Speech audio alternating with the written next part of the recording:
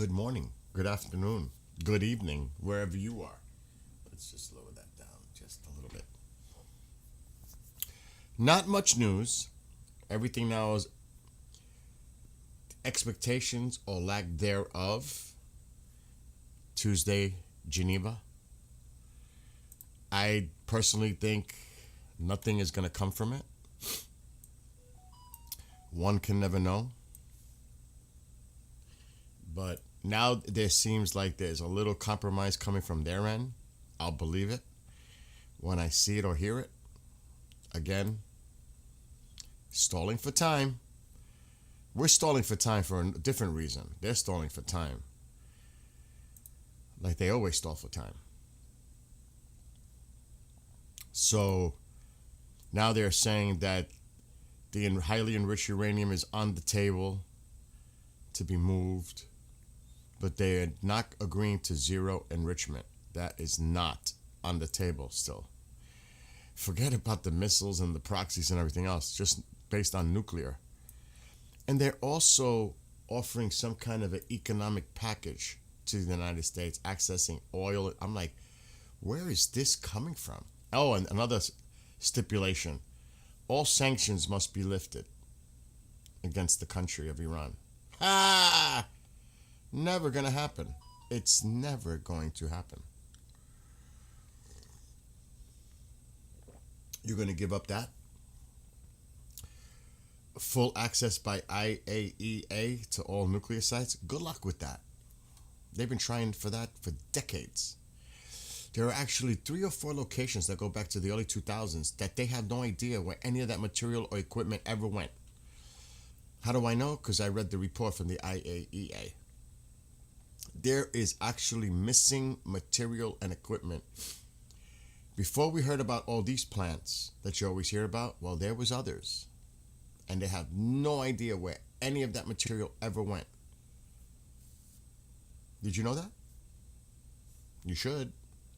Because we hear about what's going on more in recent times, but they have a history here. Iran has a decades-long history of not cooperating when it comes to their nuclear program. That is fact. That cannot be denied. So that's why in the description, it's unlikely. It is highly unlikely. I mean, like really unlikely there's going to be a deal here. The likelihood is confrontation. Now, like I said, that doesn't even include Israel's perspective when it comes to their missile program or the proxies. They've been doing their part, definitely, if you look at Hezbollah. I mean, I seen the explosion video that took place weeks ago. It was a video that was right near the explosion. Oh my gosh, it was huge in Lebanon. And it was, they hit a major depot, because this thing it lit up the entire area. And you could see the shock waves from when the person was filming it. It was massive. Good afternoon, Andy and Tammy. Good morning. What time is it? It's almost 10:30. So what is that? 3:30 in the UK almost? 3:23 p.m. in the UK. So hello to those in the UK. But I'm not going to sit here and exaggerate the numbers for yesterday's rallies, because I'm seeing some pretty, I mean, the numbers that some people are putting out there is like, I don't know if that's true, but they look highly exaggerated in some cases. I was like, what? Over 500,000 in Toronto. Really? Maybe it's true. Not sure. But let's get to some of those videos that occurred around the world. Just a few, because we've seen quite a bit yesterday as they were going on. So let's go right to this one first. This is Munich again, highlighting Munich.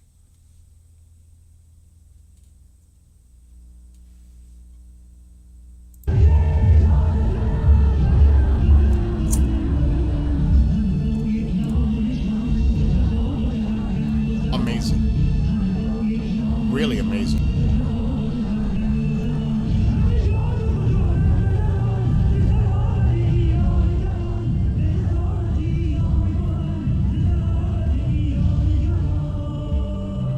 Outstanding. The people that came out and really the support. Now they did have the conference there, so there were a lot of people there that could speak. Like Reza Pahlavi spoke, Lindsey Graham spoke, quite a few others spoke at this rally. So that's pretty cool. And do we hear of any violence at any of these protests? As a matter of fact, in one of them, it wasn't actually protest. This was a rally. Let me correct myself. This is not protest. This is a rally for the Iranian people and freedom. But there was one instance where the people that were attending were handing flowers to police officers. And the police officers were like, with big smiles, how polite people were and respectful, handing individual roses to the police officers. That was a beautiful thing. Beautiful to see that. Peaceful. Again, this was pro-rally. People might label this as protesters. Yeah, they are against the regime. You could maybe swing it that way, but a lot of people were just there for the positive vibe, support of the Iranian people and regime change, period. So you might view this in any particular way. Is it a rally? Is it protest? Is it both? It's a combination. Because they're voicing their opinion and support for the Iranian people. The opinion is the regime must go. And of course, the support of the Iranian people. Many of those people that attended these rallies were Iranian. Not all, because we could see it here, the global support for the people. All right, let's go to another clip. I believe this could be LA. I think this was LA. LA had a big turnout. There were rallies everywhere. Chicago, Boston, New York City. There was one in New York City. I was surprised. There were so many rallies all over the world, all over. Places you would be like, what? It was like that. It was a global day of unity in support of the people of Iran. Help is on the way. I'll play it again. I believe this was LA. I may be wrong. It could be.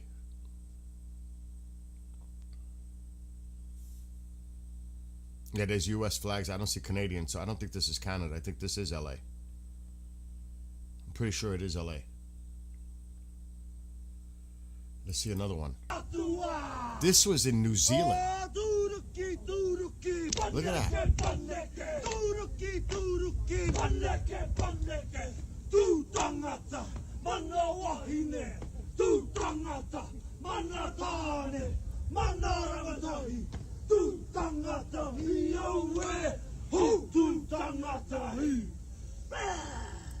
New Zealand. Wait, there's another. Chicago. All over.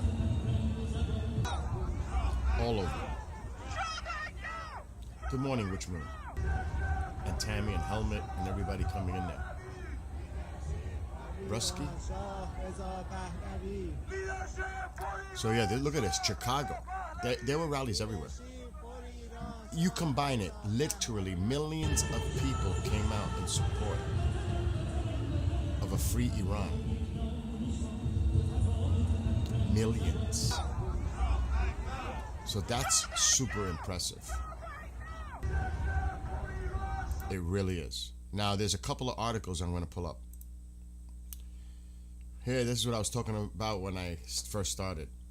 An openness about their highly enriched uranium, but when it comes to zero, no way.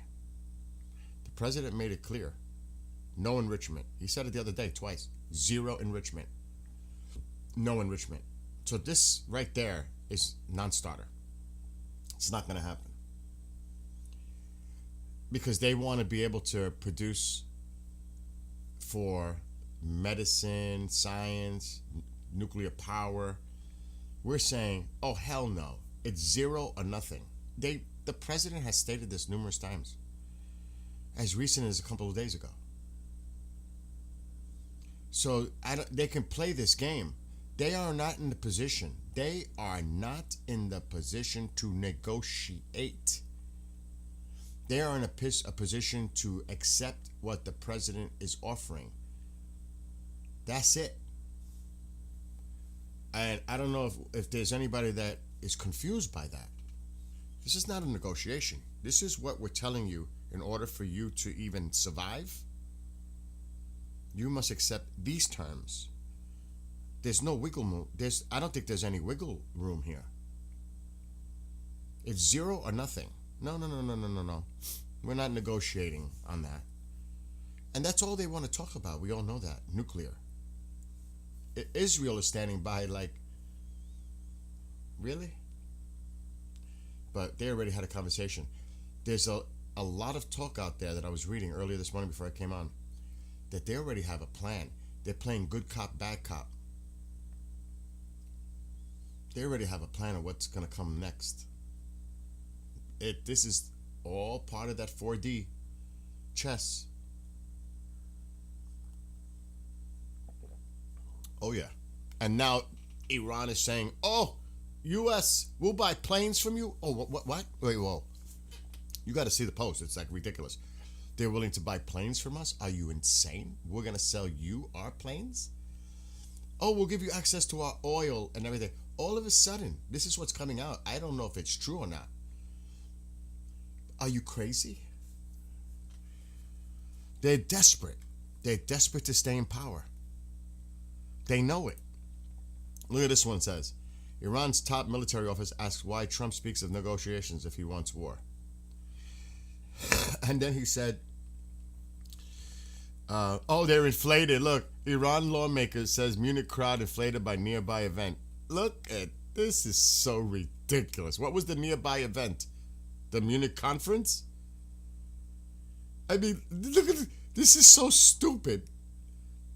And believe me, Iran International does excellent. They're just putting this out there. They're not like saying they support this. They're just saying these are the stories coming out about the rallies.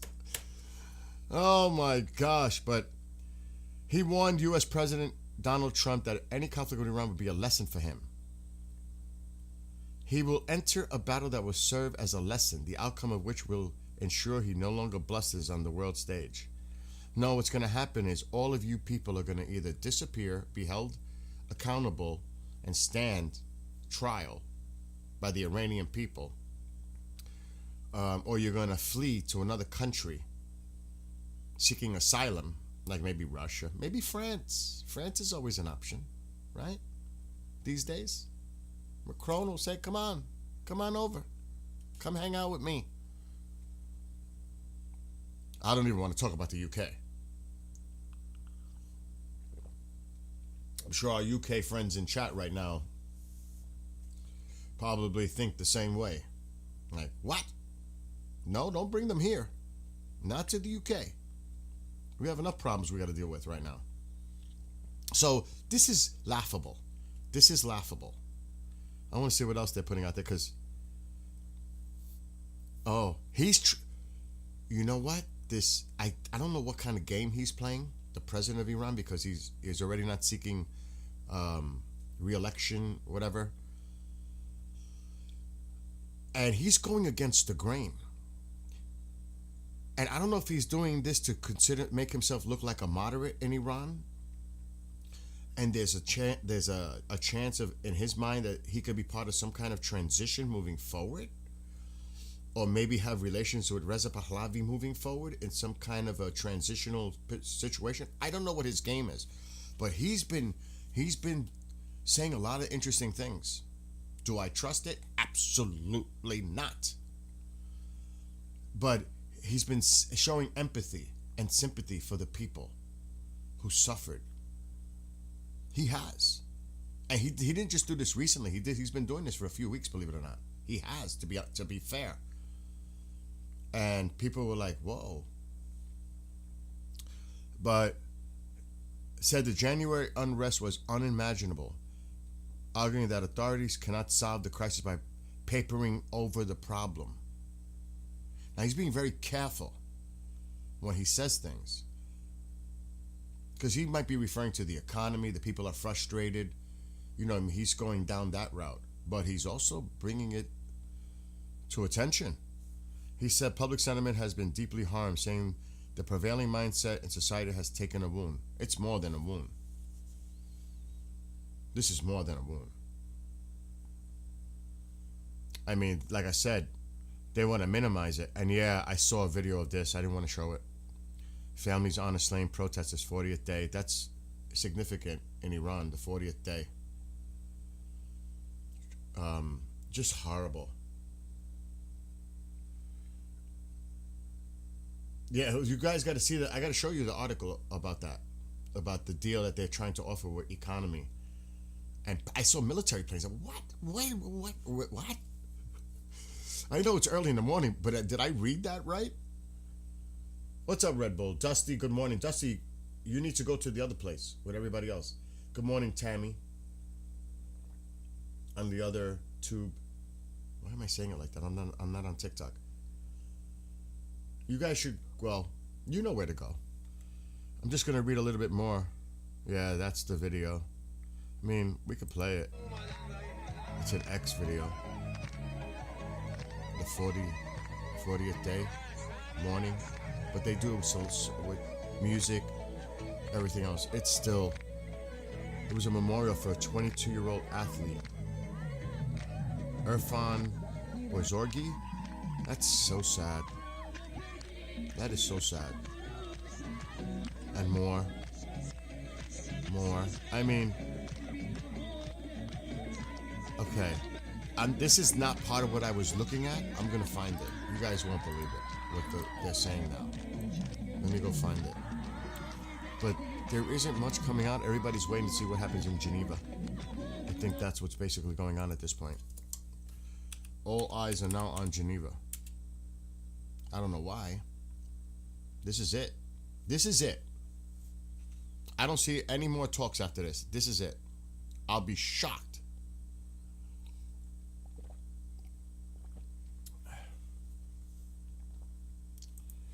Let's see. I forgot what outlet reported it. Goldie's saying that over 570,000 people attended the Global Day of Solidarity for Iran in Toronto. 0 incidents. This is what she's posting. Any word on Tutsi? Instead, Iranians were cheering and thanking police. So this is a post that Goldie put. Right here. Over 570, I just read it. Here's the clip.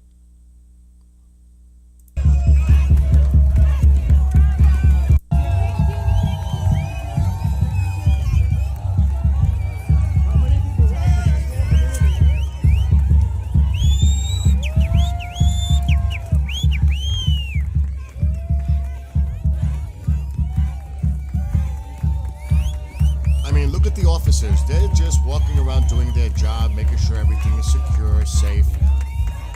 Do you see any stress in those officers' faces but smiles? What's the difference? Look at that.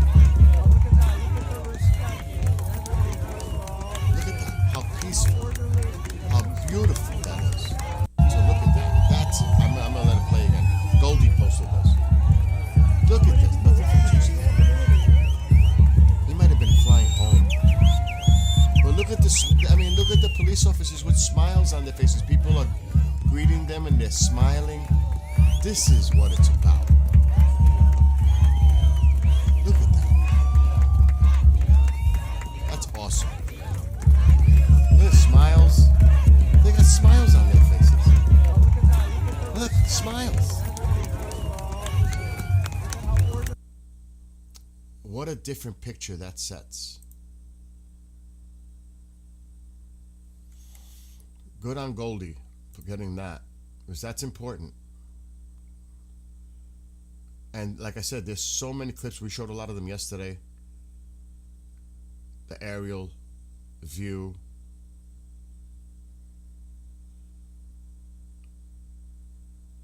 Now, what? I'm gonna just. This is just another post by another. This is the other side, just so you know. This is the other side. This is one of their posts. Russian Air Force cargo planes continue to deliver Mi-28 attack helicopters to Iran. The helicopters meet the standards used by Russian military and are not downgrading export versions. So they're saying they're getting the real deal. What are those helicopters for? What do you think those helicopters are for? You think those helicopters are to deter or defend against U.S.? Or are they going to be used to deter people coming back out again in numbers? These are attack helicopters. They're going to use those helicopters on their own people. That's what I think. I don't know what all of you think. I think that's what they're getting them for. For crowd control? Actually using those attack helicopters on the people of Iran. How much you want to bet? I think the probability of their use in that way is high. High. I mean, that's alarming. And that's coming, like I said, from the other outlet. I'm just showing you. I'm trying to see. Oh, here it is. It was not military planes. That was my fault. Well, this one corrects it. The other one did say it. It's not military planes. It is passenger planes. Because, I mean, they have an old... This is it right here. And this is coming from the other side again. Excuse me. Iran will open certain economic sectors to U.S. companies as part of an upcoming deal. The Deputy Prime Minister stated that Iran oil and gas fields and mining investments would be open to U.S. companies. Tehran also plans to purchase more than 100 passenger airplanes. Total economic activity could exceed $500 billion. So now they're trying to buy their way out of it. Now they're trying to buy their way out of it. By like, oh, the president's always talking about oil and gas and the economy. Well, maybe we can convince him on a deal that he can make here. Money. Let's see if he'll take that part of the deal. Money. Good luck. You see what they're trying to do now? You've been thinking about that since the first time you seen those helicopters too? They continue to come in. So now they're trying to buy their way out of this, like throw some kind of an economic bow on top of it. It ain't gonna work. Because the president might say, well, under new leadership, that'll happen anyway. Right? And more. Think about the global investment. And I mean global. Because a lot of people say, oh, the United States is going to grab their oil and like what they said, their gas and whatever else.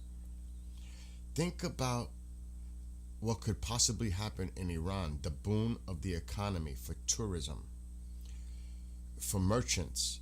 I mean, think of all those companies out there that would love to open up a store in Tehran, which would provide jobs for the local Iranian people. It could be a boon for the country to come out of the darkness into the light. A lot of opportunity once those doors open for the people of Iran. So, and they're going to need a lot of help with their infrastructure. A lot of help. Because it's old, a lot of it, and outdated. Like the planes, for example. They're going to have to do something. Engineers like we have here in the United States the Army Corps engineers, like what happened with Katrina when they were there. Well, we're going to have to help. Somebody's got to help them. It's got to be a global international outreach to help them with their infrastructure, water, their farms, irrigation, power, because there's no reason why international community can help them rebuild, reestablish, modernize their infrastructure. There's no reason. None. So hopefully all that will happen.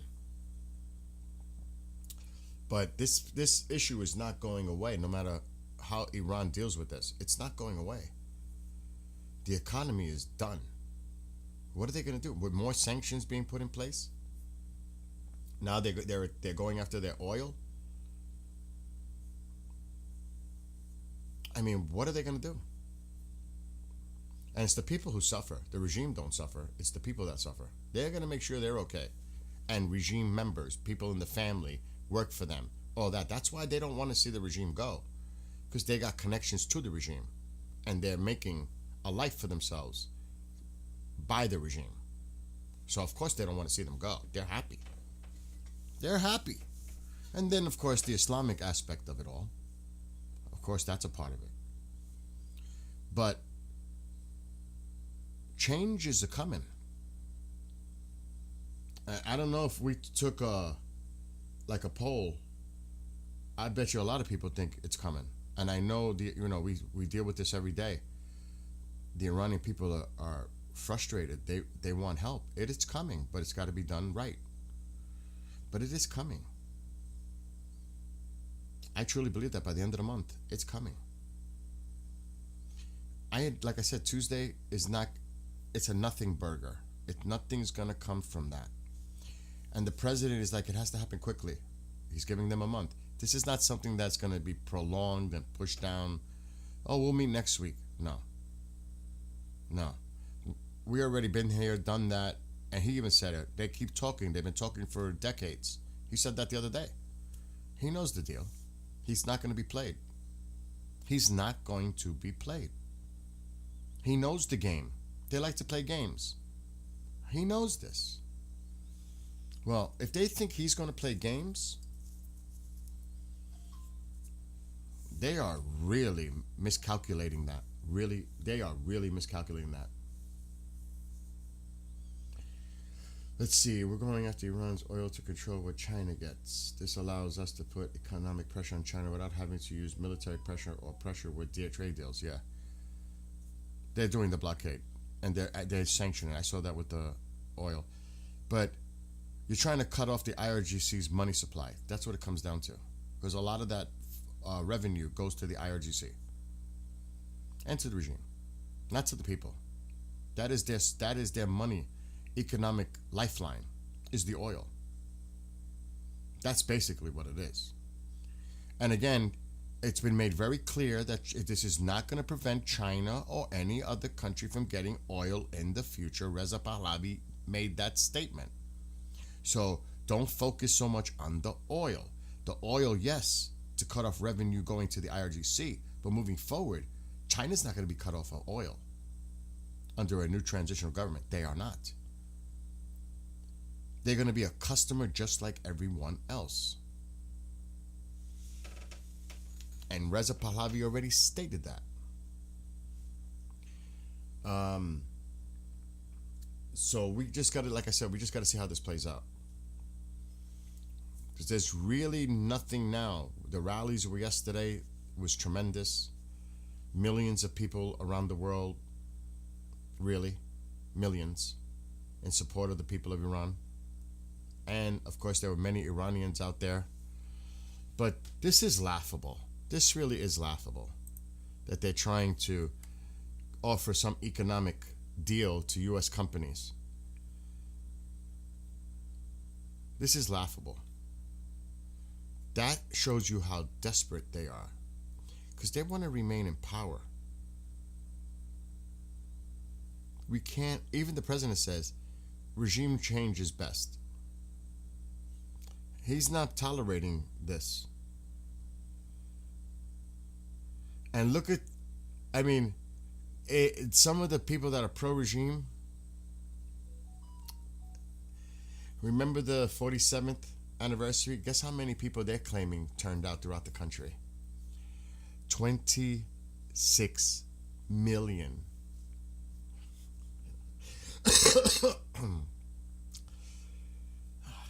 It's laughable.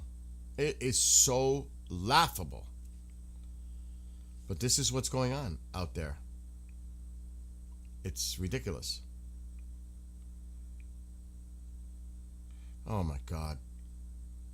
And like I said, they are really, really bombarding social media platforms. They must have like thousands of these people posting stuff and continually to post so it's trending on the top on X. I mean, they must have stopped playing their video games and now they're being used to do all this. You know what I mean? That is a desperate plea bargain, really. It is desperate. That just goes to show you, though. Let's see if anything's going on Telegram. I need to start a fire. It's chilly in here.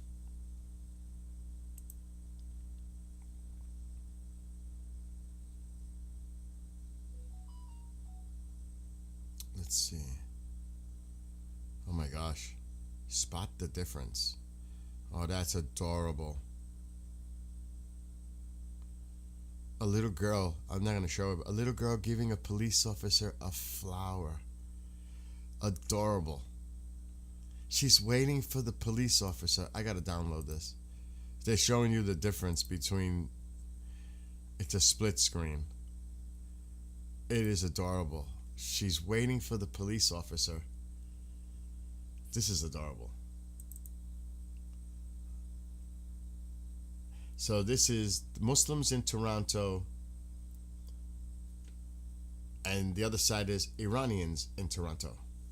That's the what they tried to show you. The difference between the two. Check this out.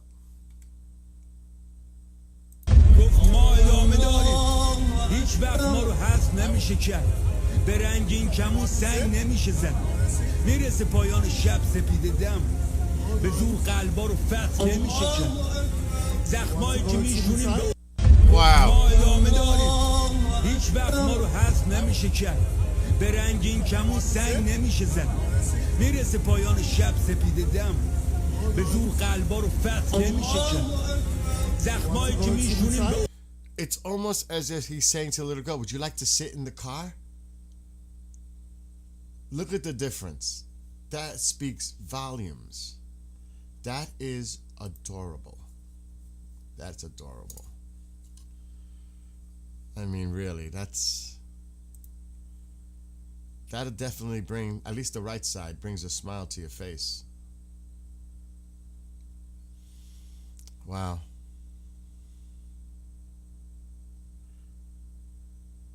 And here's another video of people that were out there in the rally. I mean, it's a beautiful thing.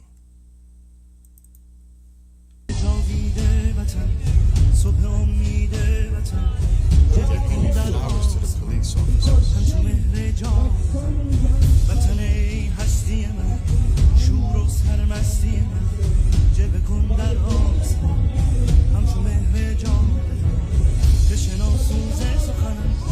That's awesome. That's awesome. What a difference, right?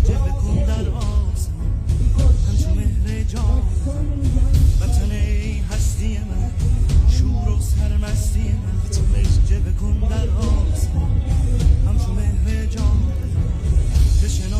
Lots of hearts out there.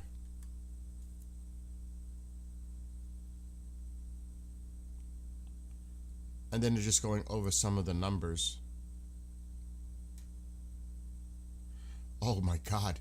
President Trump says he could reveal Iranian Supreme Leader Khamenei location live on air. If I were the supreme leader of Iran, I would be afraid to sleep in the same place for too long. He must have just said this. This just came out. This came out like a half hour ago. The president said that. He must be doing something somewhere. If I were the supreme leader of Iran, I would be afraid to sleep in the same place for too long. He's telling him, I know where you are.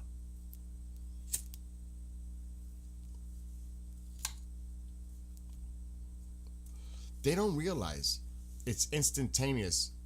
Done. They are so done. They're the ones doing a lot of talking and rhetoric. We got the missiles. We can hit Israel in 5 minutes. We can do this. We can do that. Keep talking. Just keep on talking. You'll find out soon enough if you were right or wrong. You know what I mean? Wasn't that nice though? That video with the little girl? That was beautiful. It's interesting because last night I did a stream only on TikTok. I was just hanging out. Kevin was there, but our friend Moses was there, and he lives in Serdot, right near Gaza. He said, Bill, in the middle of the stream, he tells us, there are explosions happening near my house. My house is shaking. I was like, what? There's no alerts coming on the phone. It can't be any kind of incursion or attack. I see a post from early this morning. After the ceasefire was violated last night and a terrorist cell exited the tunnel in Beit Hanoun, the IDF attacked several targets in Gaza overnight, resulting in 10 terrorists killed. That must have been what was going on near his house.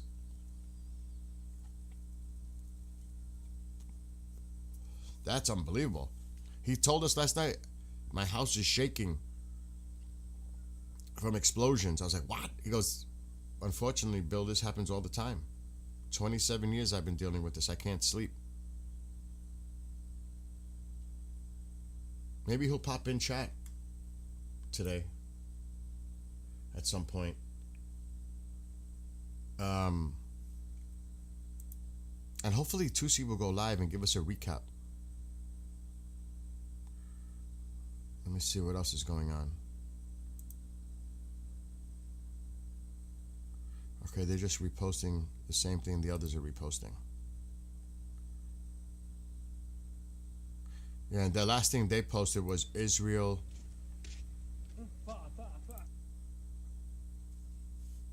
The wave of attacks I just mentioned. I'm going to show the video. So this is what the other side put out. Right here of strikes in Lebanon.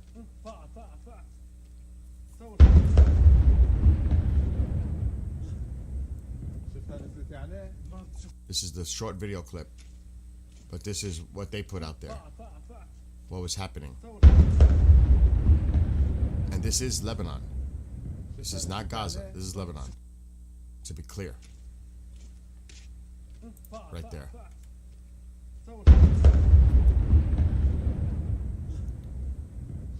Okay. Here's more coming out. This was yesterday.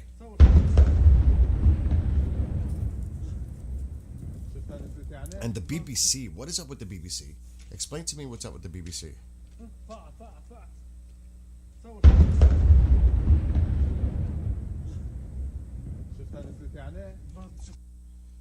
This was posted yesterday afternoon. BBC Monitoring is the article. I believe that U.S. President Donald Trump is not worthy of any message exchange. Because did you hear that they would talk to the Supreme Leader directly? Well, this was his response. I'll read it again. I believe the U.S. President Donald Trump is not worthy of any message exchange, and I do not have or will never have any answer for him. Well, that's why the president probably said what he said this morning. Okay, sleep well. Good luck. Apparently, the U.S. is not willing to lift any economic sanctions on Iran. This is just a comment. if the current negotiations succeed from the American perspective, it would only lead to removing the threat of the military attack against Iran and not removal of sanctions. Peace through strength. No talk about sanctions being lifted. That's not happening. That is not happening. This is an unacceptable position, according to Iran. Any deal must include the guarantee removal of all economic sanctions. Simply not going to war won't cut it. You keep thinking that's going to happen. So if it's not going to cut it, why meet in Geneva? Why?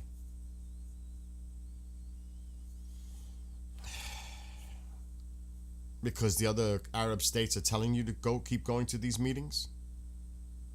Because Rubio said yesterday, I think it was yesterday, if the Ayatollah said he wanted to meet with President Trump, the president would meet him. And then the Supreme Leader came out with that statement. I would never message him. Well, there you go. Oh well. So yeah, now all eyes are on Geneva. Good luck.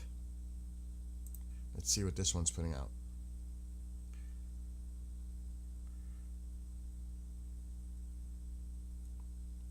I don't even know what the hell that is.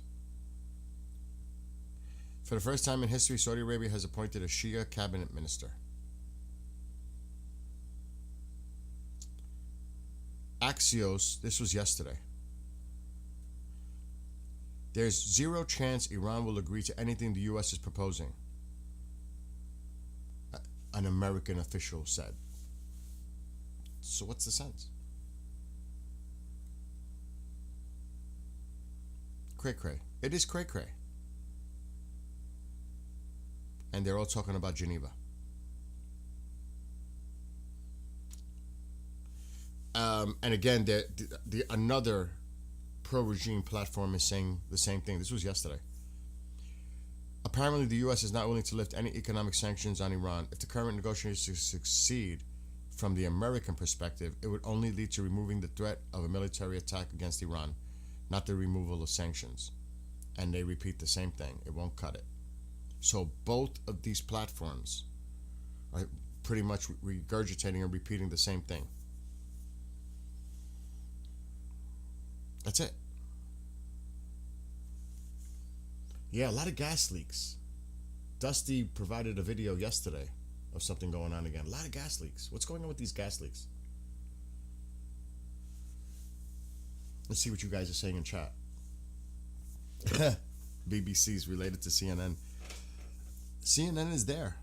I wonder what kind of deal they struck to be in Tehran.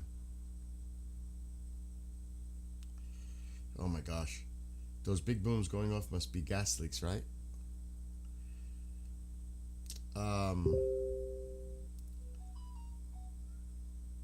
It is a lose-lose deal, though.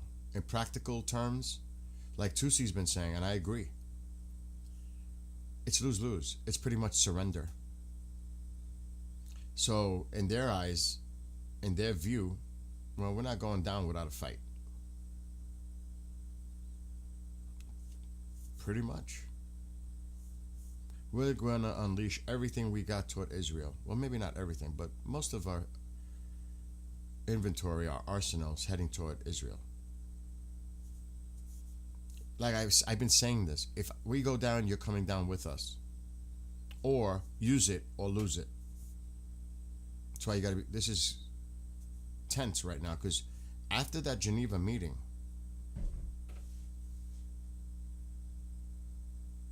it's like somebody jumped on my roof. After that Geneva meeting, we're going to know. At least we are going to know where this goes moving forward. More negotiations, no negotiations, talk of a deal being made. These are the scenarios, the latter being unlikely. I don't even think the first one is likely. More meetings? I don't think so. We're going to find out. And by next weekend, the carrier will be there. So Tuesday can be a very important, crucial day, critical, on how this moves forward. It may not. We got to wait and see. Man, I thought the IRGC was landing on my house ready to come and get me. I don't know if you guys heard that, but there was like something big noise on my roof. Good morning, Amy. Good morning, all of you. Prime Minister Arish is on his way to meet with Foreign Ministers of Oman. Yeah, Oman is going to be the mediator again in Geneva. And could you imagine that? All right, tell us what you want to say. Okay, I'm going to carry the message now to the Americans. This is their response. Okay, you ready? I'm going to bring it back to them. Give me a break. Instead of sitting down face to face, they can't sit down face to face. The Americans would. The Iranians don't want to. They have to call Mossad. They know how to fix. Oh my God, who said that? Who just made me laugh? It's Petros, of course. Yeah, right?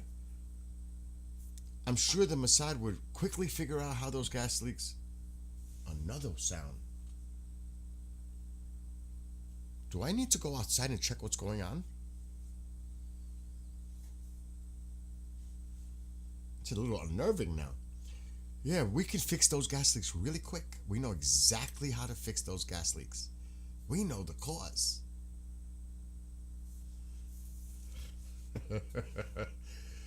Oh my God. But look, I'm using humor. This is not funny though.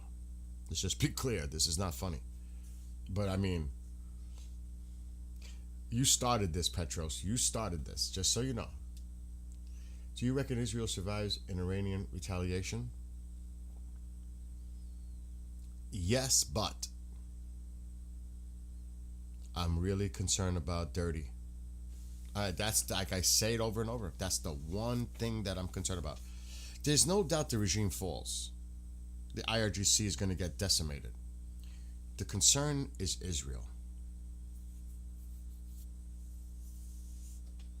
That's where I'm really concerned because it doesn't take many, even just one. God forbid, one dirty bomb.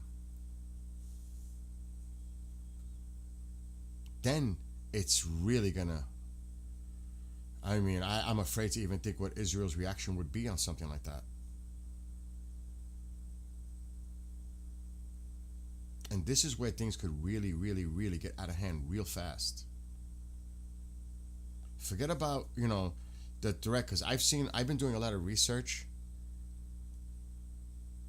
They even have planes that can knock out their drones and systems. We have it. They don't know what's coming. They think they got all these things that are going to hit the fleet. They have a surprise coming to them. I am definitely concerned about the fleet. But my real concern, and of course, it's as an American, the men and women that are serving in the military, of course. Bases everywhere. But I think the real high risk here is to Israel. The potential. That's why you've got to go in there, constant barrage. I mean, constant waves, and take out. And because they have the intelligence, they're watching. They know if they know where the Ayatollah's sleeping, they know where where they've been moving their assets, their mobile missiles, and all this stuff. They know what they're going to hit. It's all about how much can Iran get in the air before they wipe them out, or does Iran do a preliminary strike, an overwhelming launch, knowing they're going to go down anyway, use it or lose it scenario. So there's definitely risk involved. In any kind of confrontation like this, there's risk. Always. Doesn't matter. Petros, you're funny. Sounds like a diversion. Insult to have nothing of substance to say. What's going on? I missed something. I wasn't really paying attention to chat. But just as long, I have a meeting in 30 minutes. I have a very important meeting at 12, but I'll be back later. everybody just hang in there. Be respectful, like we always say. Again, people, he's just, I get it.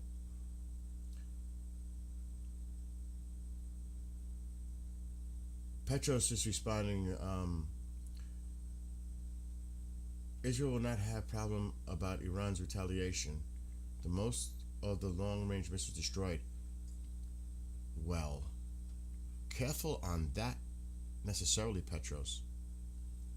Because they, both sides learned lessons from 12 Day. They know what got through the fast ones. They know which ones they're focused on trying to target Israel with now.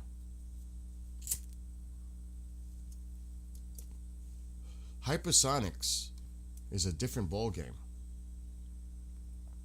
So it only takes, like I said, one of these hypersonics armed with something bad. And their main focus is Tel Aviv and Haifa. I mean, you got to be very careful here. Because even Israel is saying they've rebuilt their stockpile anywhere from 1,800 to 2,200. It's almost back to where it was before, prior to 12 Day.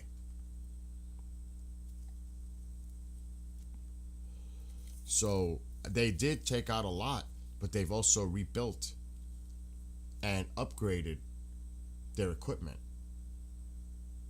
So we have to be careful with that.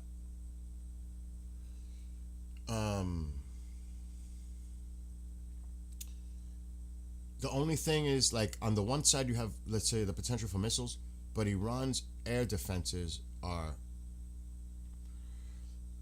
weak, to say the least. They will lose air superiority within hours. So they're open. They are open for being targeted by the U.S. especially. And Israel's going to play a part in it, of course, but they have no defense. Israel has defense. Iran doesn't. They don't even have an air force, if you consider that an air force. They are defenseless in Iran. They will be defenseless within hours. It happened in the 12 Day. Israel controlled the skies. But now, that was Israel. Now the United States is involved with all these forces. They are so toast. They're toast. Because that's the first thing you're going to do, is establish air superiority over Iran. You're going to take out the radar. You're going to take out all that infrastructure for defense. Tracer fire ain't cutting it. They are definitely vulnerable. And Israel is vulnerable to a missile attack. Though they have quite the defense, but is it 100% perfect? No. So you got to look at it from both sides, to be fair. And that's true. Defenseless means nothing to lose, even more scary. That is correct. That's why I say, even though I can't even say it's unlikely at this point. You never know if Iran might make the first strike, knowing they have nothing to lose, because they're going to lose it all anyway. Might as well, like I said, use it or lose it. That's a scary scenario. That there's no doubt about that.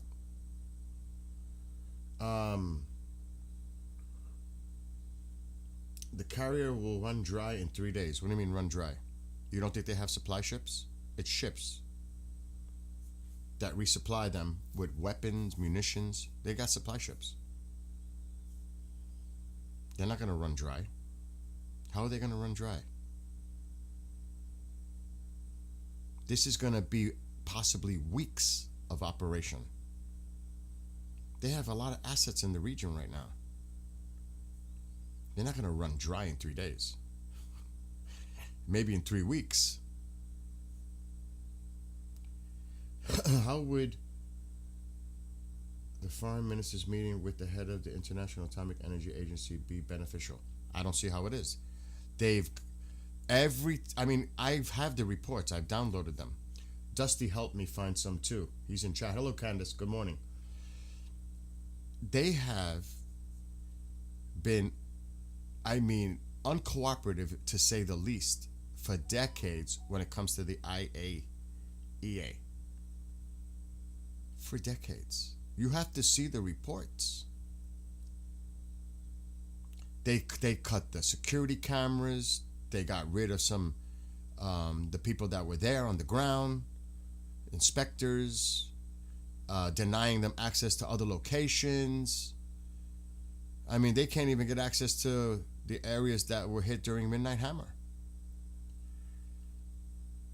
So this has been going on for decades. How is anything going to change with the IAEA? Like something automatically is gonna,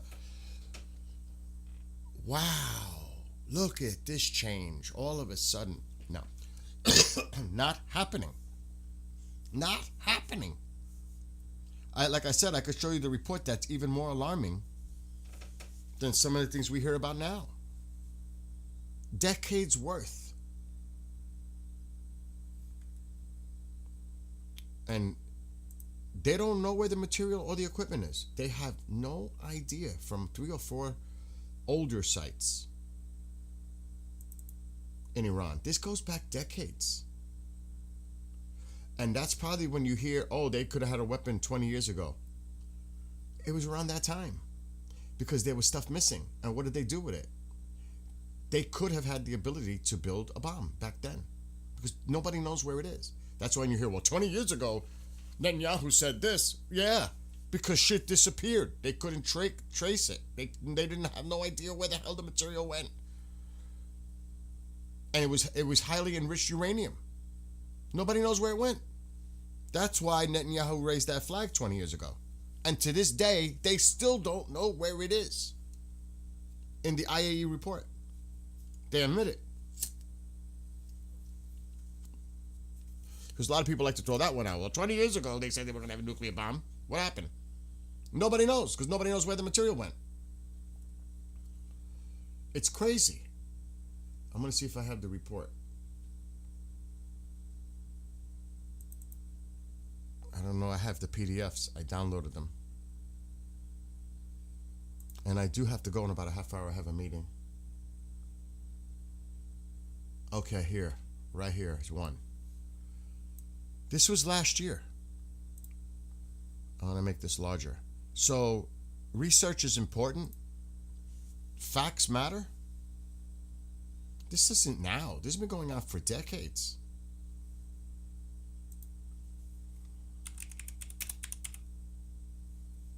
I'm going to make this document a little larger so you can read it. Oh, now it wants me to do some crazy thing. What the hell was that? Where'd the document go? Oh, there's more stuff coming out too. Can only imagine. Let me try to open it again. Here we go.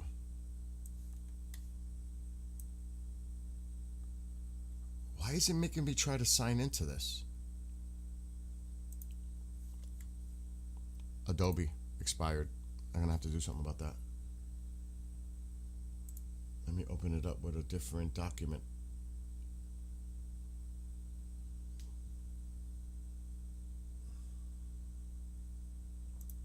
I don't know if this will open it, but it's really important to see. Yeah, this is good. This will work. I always try to grab as much information, facts, documents.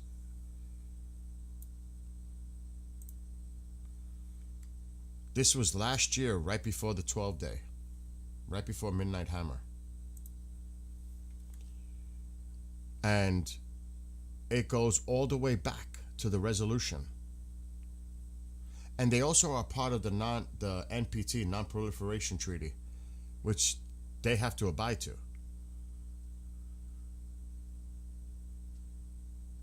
I'm just going to get to that part.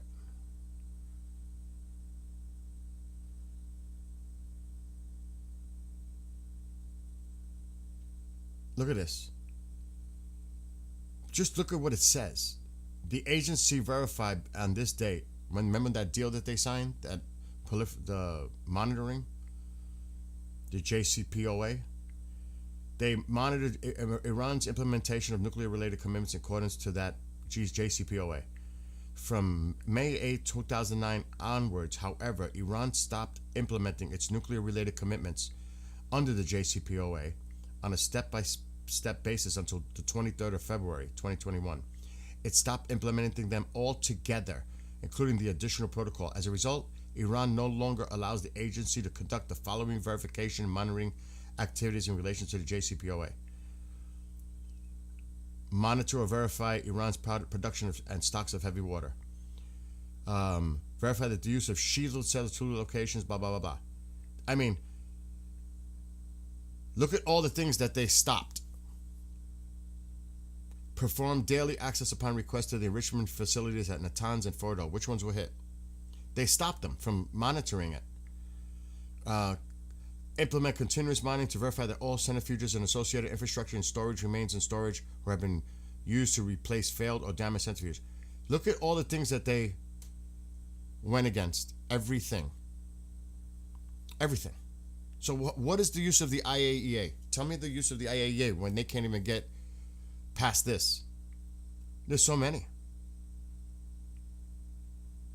So many. So you're going to trust them on a nuclear deal? No. They have a track record. I mean, it's incredible. And this one isn't even talking about the locations.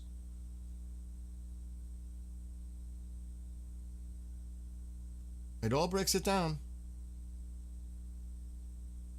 And this is, there's a lot of information here. But this one doesn't really get into the missing stuff from the early 2000s, which I do have that document too. But this goes into detail. This is a big document. Look, the agency summary. The verification monitoring has been seriously affected by the cessation of implementation by Iran of its nuclear-related commitments under the JCPOA. The situation has been exacerbated by Iran's subsequent decision to have all of the agency's related surveillance and monitoring equipment removed. Removed.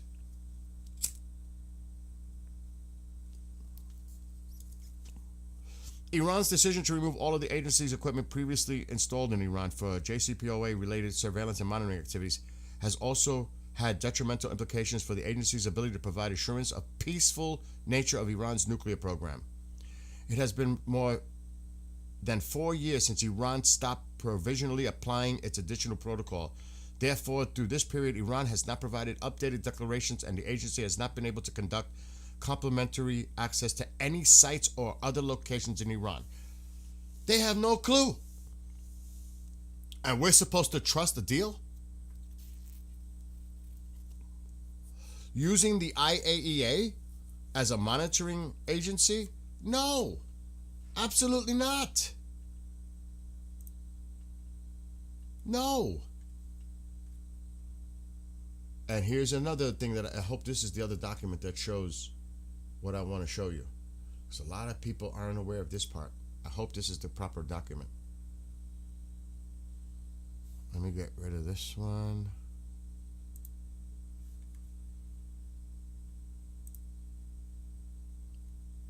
Is it this one? Yeah, this might be it. Let me just double check it.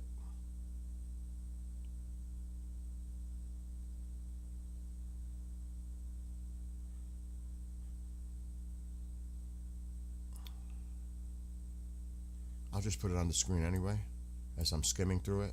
I believe this is the other document.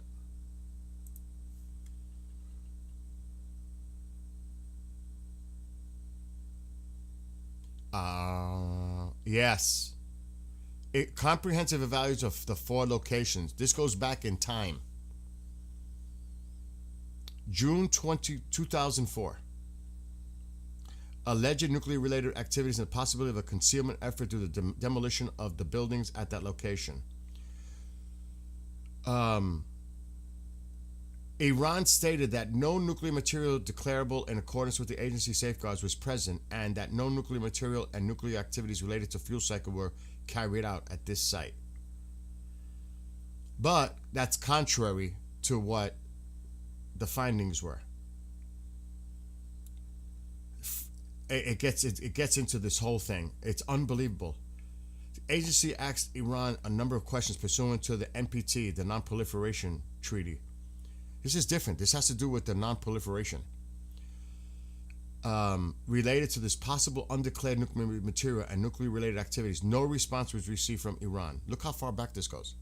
And to this day, in 2019, they tried to get information on something that happened in 2004. Further to its previous reporting, the agency has been able to determine that based on the evaluation of all safeguard relevant information, an aforementioned natural uranium was drilled, processed, and used in the production of explosively driven neutron sources. So these EDNS use small quantities of natural depleted uranium are designed to initiate a nuclear device by producing neutrons in response to an imploding shockwave. So they were doing this shit back in 2004. And there's other sites. They don't even know where this ended up. They have no track. They have no record of where this stuff went. None. They're trying. Here's another site.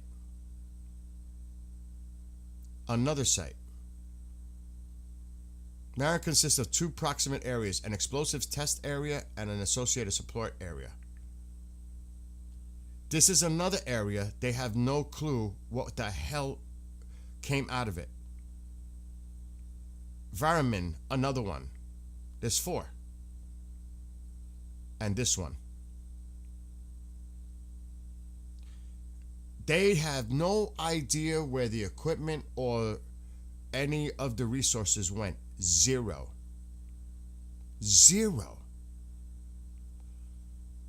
Iran is not cooperating with this. So when we hear about these stories about a deal and this, look, cooperation between Iran and the agency.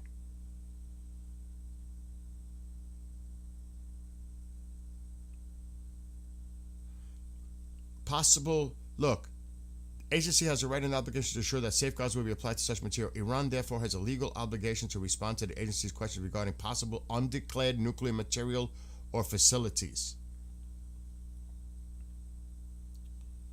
However, in a number of respects, as outlined in the report, its cooperation with the agency has been less than satisfactory.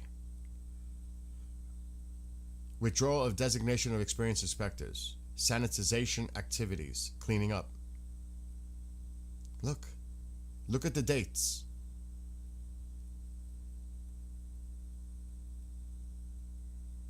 I mean, these go back. These are undeclared. We don't even know. So what are we supposed to do? Have a deal with them on nuclear? They've been doing this for decades. And this has to do with the NPT, the non-proliferation. This is different.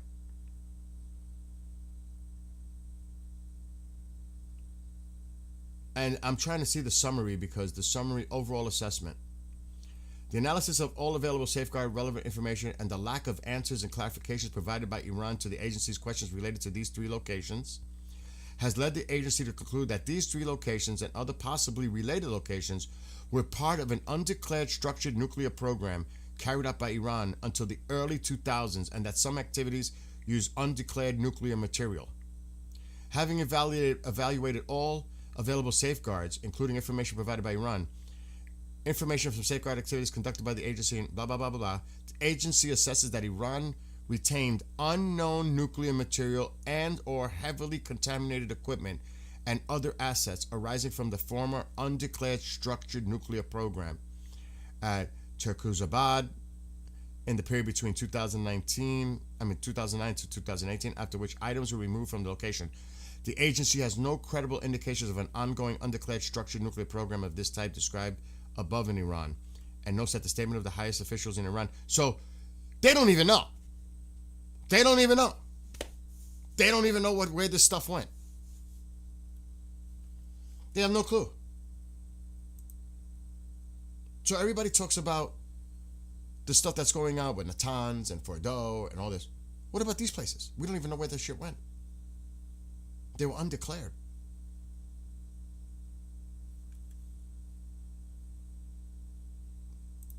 That's in the shadows. That's in the shadows.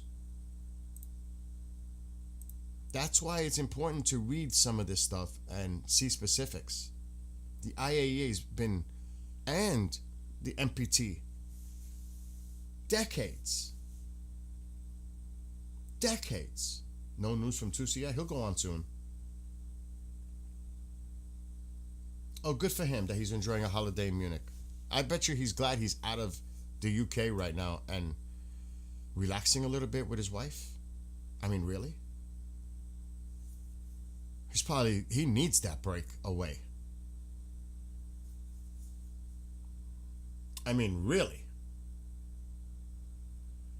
So, obviously, you can look at these documents. You can go and obtain them and read them for yourselves because they're extensive. It would take a while to go through all of it. But you get an idea. This has been going on for a long time. This isn't like the last year, 5 years. This has been going on for decades. So you're going to trust having another deal? What's going to make this deal, let's just say, any different from past deals? Who is going to go in there and monitor? Are they going to allow the United States to monitor every site, everywhere in their country? Or are they going to depend on an international organization to be the monitors? Well, it didn't work with the IAEA. And the IAEA is always coming out with stuff, Grossi saying stuff like, oh, they're saying they're going to give us access. Oh, now they are. But why don't you tell people what they've been doing for decades and disarming equipment, cameras, security, telling your people to get out, giving you no access, like in the report. What's going to change? Oh, now because they know they're in a certain position, now they're talking a different tune? Give me a break. How naive can you be? Exactly. Deals are a waste of time. It has not worked for decades. And like I said, people always refer to that. Well, I gotta go in a few minutes. I got a meeting. I just got a message. It's not gonna change. And yes, 20 years ago, there was a concern, and Israeli intelligence picked up on this, and that's why Netanyahu made statements. They may be close to producing a bomb because we don't know where this material is, and he was right. Because they still, to this day, are not getting any answers regarding those undisclosed locations and what was going on there, the nuclear material and the equipment that was used there. They're not giving no answers on something that happened decades ago.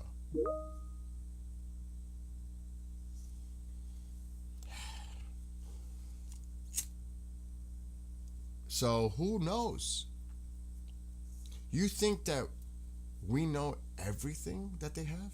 Do you literally believe we think we know everything they've done? And everything is accounted for? Absolutely not, because even the IAEA says we cannot account. We can account for the 400 plus, but we can't account for other stuff that could be out there. What does that mean? You know what I mean? And good morning to everybody. So, yes, we know they're a theocracy. But this is serious stuff. And you know that the United States is aware of it, Israel's aware of it. They know. And that's why they have to be prepared for any possible scenario.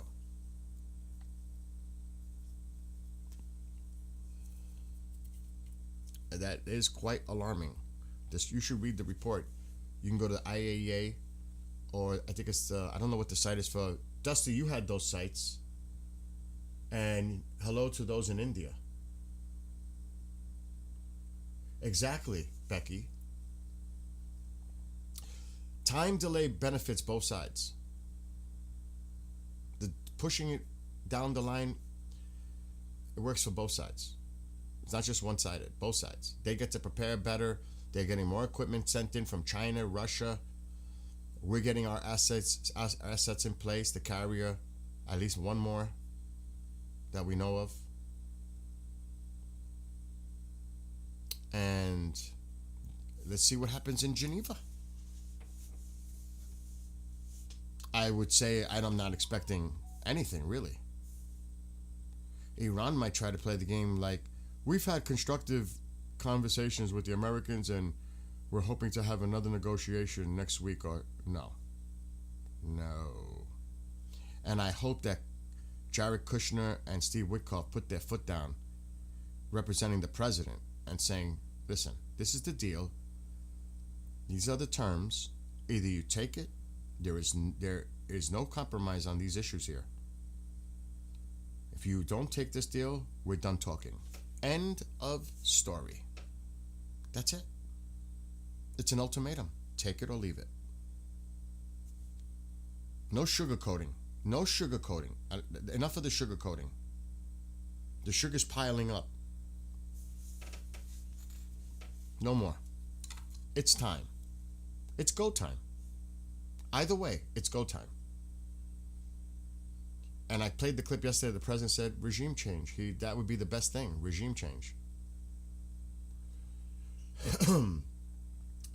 One thing is for sure, Bill has enough Red Bull. Yes, I do. It's actually not Red Bull, though. It's another brand, but yes, I'm ready. We're going to be streaming for hours and hours. Potentially.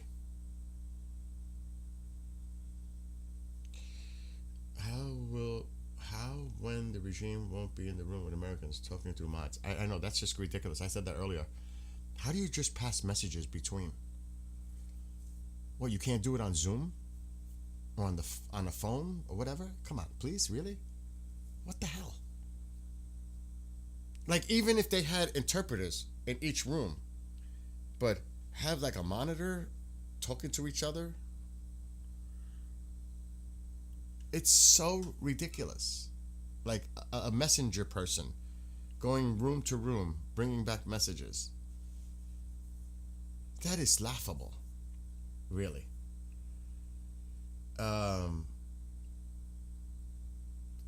Easy for you to talk like a tough guy. Who's talking like a tough guy? These are just the facts of what's going on right now. Iran will experience shock and awe when we come on three sides. Yes, Armenia. And what was the other place? Azerbaijan? Let's see, I am back with lots of ammunition. Ada, hello. Good morning. Or actually, it's good afternoon to you. Communications can be hacked is why. So what? Conversations are being had. Who's going to hack them? The Israelis? They want to know what's going on in the meetings? I guess. Security protocol. Then why don't you just meet face to face and stay on the opposite side of the room while the other one's on the other side of the room? They can't meet face to face? Really? Makes no sense. You need a mediator? Does that make you feel better? More comfortable? You can't sit down face to face with interpreters there? That's too difficult to do? You despise the other side so much you can't sit there and act humane and calm? Really? You can't be in the same room? How do you negotiate even under those terms? I guess you can, right? Through mediators?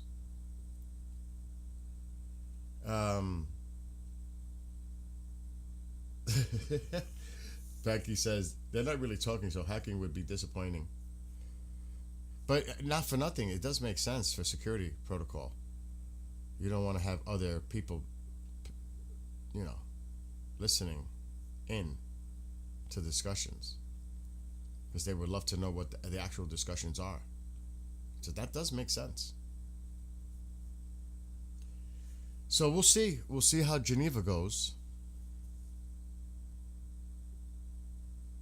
And I guess we'll find out Tuesday afternoon or Tuesday evening. Local time. I do not know how far ahead Eastern Geneva. Alexa, what time is it in Geneva, Switzerland?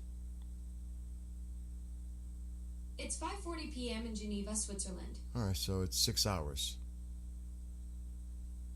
So by noon Tuesday here would be 6 p.m. there. We might have word by noon Eastern Tuesday, the result of the so-called meeting.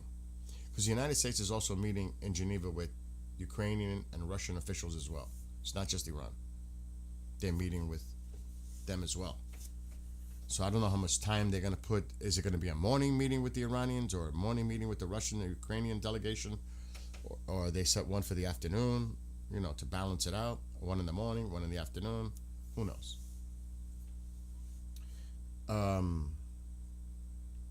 So we'll see.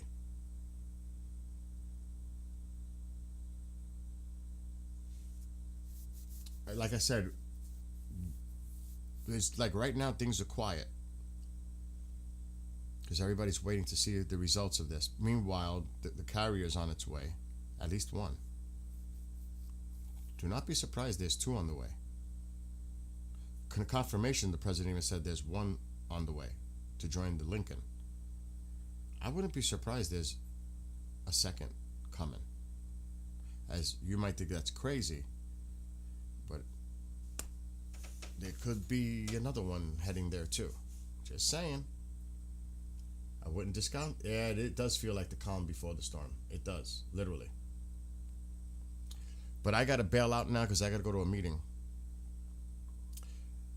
So keep an eye out for Tusi. I'm sure Goldie's going to do a lot of recapping of all the rallies that were going on around the world yesterday.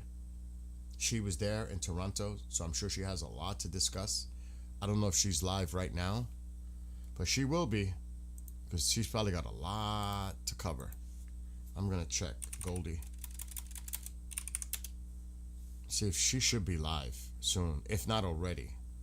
I would think she's live.